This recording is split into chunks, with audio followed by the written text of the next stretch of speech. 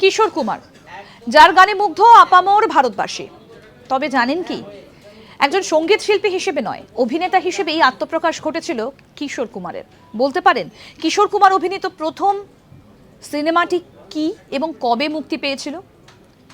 কিশোর কুমার অভিনীত প্রথম সিনেমা শিকারী মুক্তি পেয়েছিল 1946 সালে, তার দাদা অশোক কুমারের হাত ধরে। তার দাদা চেয়েছিলেন যে তার মতোই তার ভাইও একজন অভিনেতা হিসেবে নিজেকে গড়ে তুলুন, কিন্তু না, এই সিনেমা করে তার মন মজেনি।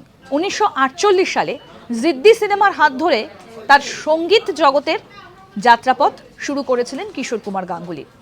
তিনি একাধিক ছবিতে অভিনয় করেছিলেন, হিন্দি, বাংলা এবং একাধিক ভাষার ছবিতে অভিনয় করেছিলেন, কিন্তু কিশোর কুমার অভিনীত প্রথম ছবি শিকারী মুক্তি পেয়েছিল 1946 সালে।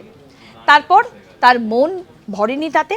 জিদ্দি ছায়াছবির মাধ্যমে 1948 সালে একজন সঙ্গীত শিল্পী হিসেবে তার আত্মপ্রকাশ ঘটে।